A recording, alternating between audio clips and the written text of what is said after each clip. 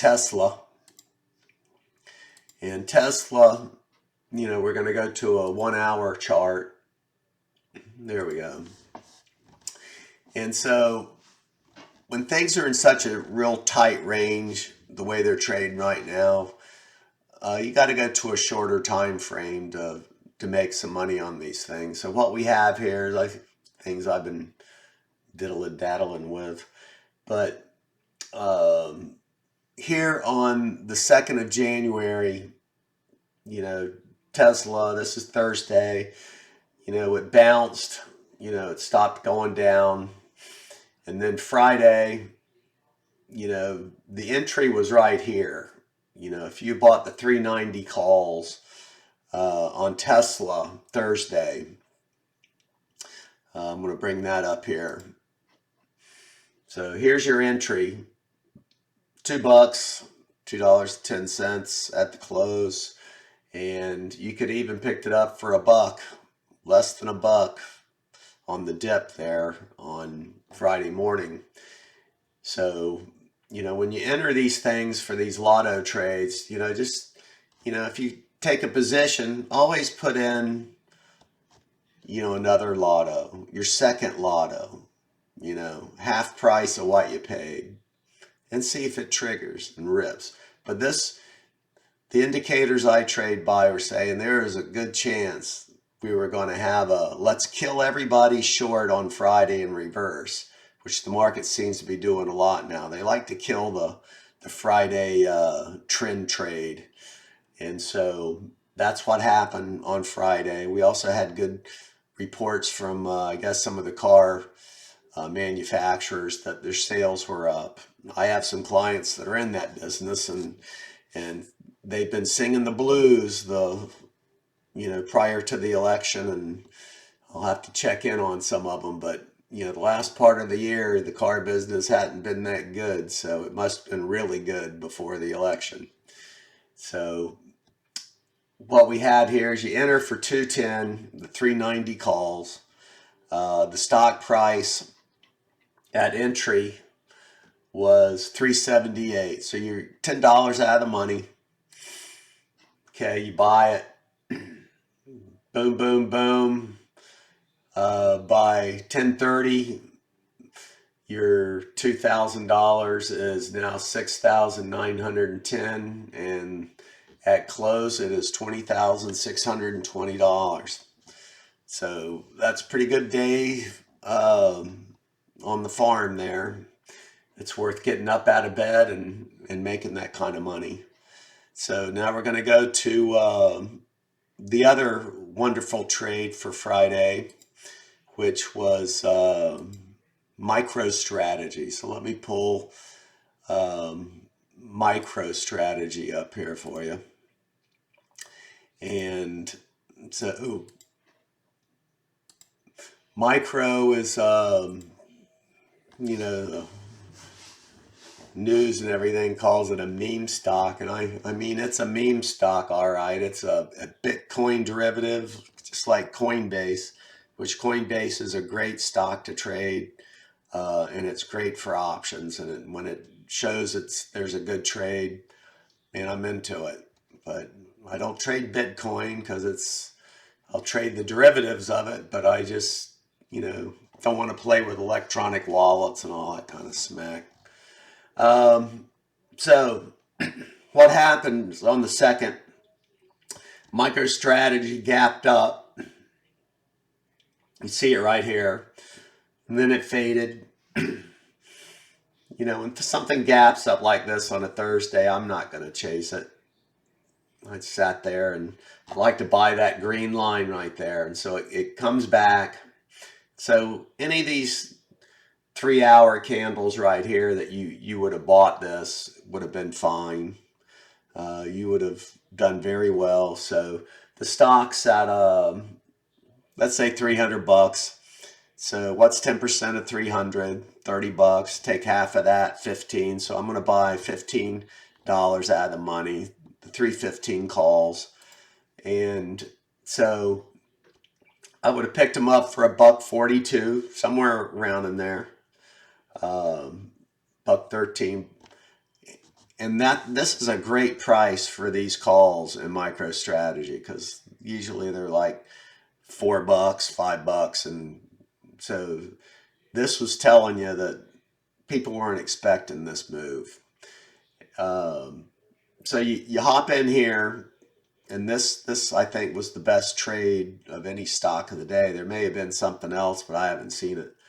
But it flies. I mean, just flies all day Friday, and then beat to little last hour nothing candles. So you would have popped out here at 23.73. So $1,400 into 23,000. Not a bad day.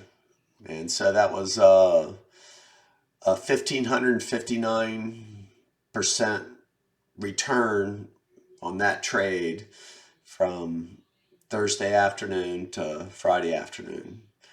And you had about 883% return on the Tesla trade from Thursday to Friday.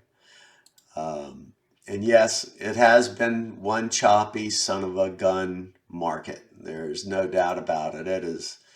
I'm glad I was gone, but you can make money in these markets. You just have to remember to go to a shorter time frame chart. I don't like doing 1 minute and 5 minute charts. That to me is like, I might as well go get a damn job, sitting there staring at that thing all day long. I like to look at the hours, and if I'm waiting for a candle, hell, I'll go to the golf course, go hit some golf balls, and then come back, and 1:30 to 3 o'clock or whatever. That's my time to get in or out. Whoops. And so we got the QQQ here, and it had a nice little rip on the hourly chart. And I think I did a SPY trade and kind of show you, the difference between playing an index and playing a stock. Because the index, you just have so much more option activity than most stocks. I mean, Tesla is the king. I don't think it has less than the SPY. I mean, it's a beast, as I said before. But it's here's the SPY trade. And so here's 1-3. Let me bring it up. So the SPY trade, we finish our downward motion, and then reversal candles. We have a bump. There's more than one of them, more than two of them. Here's Thursday afternoon. Boop. $1.82. Pick that up. Boom, boom. There were $6 to close. And so you get about a 200% return. Now, that's the difference between trading a stock and an index. Indexes, when they go, man, remember there's 500 stocks at the SPY, and half of them are going down and half of them are going up. And that's why you just don't get these huge returns. But you get good returns. They're good to trade if you got nothing else to do. But if you can trade a Tesla or Nvidia, you'll get 1,000% returns instead of trading indexes. But I'll trade them. I don't mind making doubles and triples, but man, I hate trading a dollar and just making a dollar. That just makes me so mad. I just hate risking a dollar for a dollar, just because you're going to take losses trading, and I just don't like that kind of risk reward. So summing it up, it's the market's not dying. We'll go back to the weekly. We've had a strong run, and things are still strong. I mean, it only takes one news cycle to change things. So just remember that. But right now, it just seems like end of the year tax selling, and we'll see what happens on the 20th when Trump's inaugurated, and see if he starts throwing bombs everywhere. And if that happens, then put on your seat belts and get ready to trade to the short side. We'll see what happens. If the market likes what he does, then, you know, continue on. So one other thing I wanted to, let's go look at gold real quick. You know, gold is, I had that up there a bit earlier.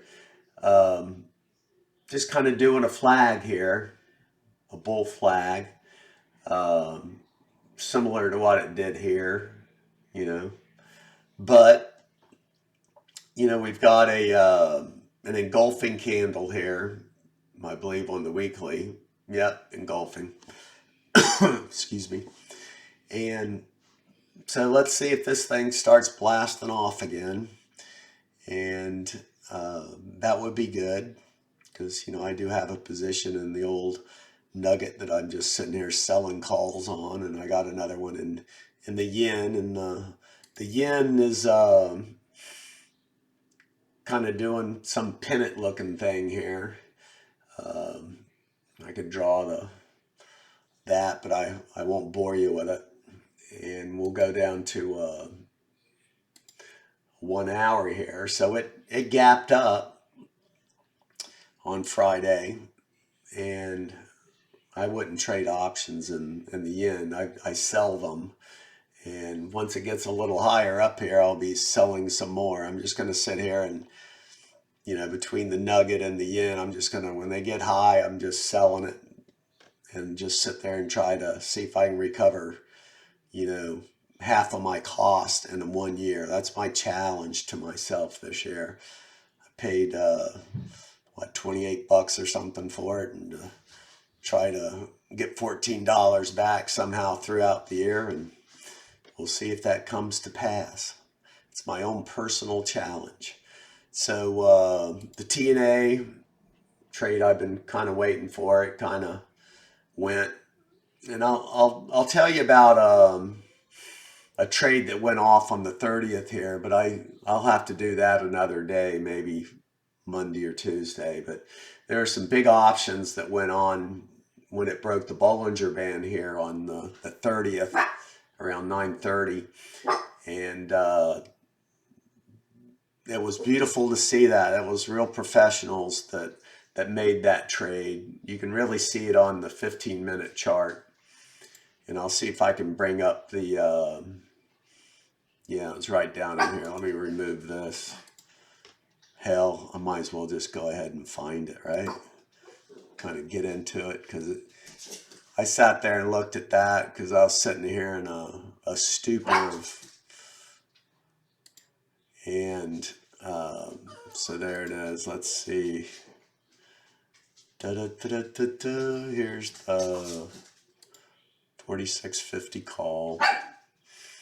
Two big spreads went down. I think they sold some puts and then covered them. And let's see. Here it is. 12:30 right here. There it is right there. 3,150 of them went, and 92 cents. They sold the puts, and there they are right there. Sold them for 72 cents.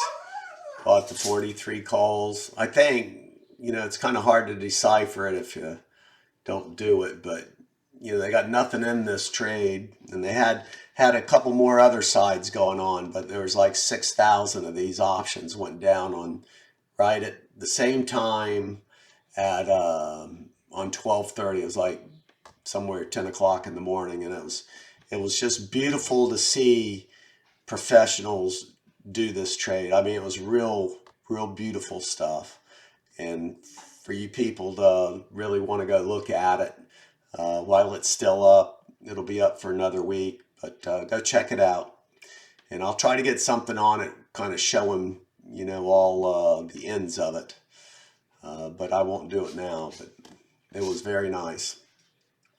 So let me see. We'll look at Mr. NUGT here. he gapped up and just kind of flagging here. And let's see what it's doing on the 4 hour.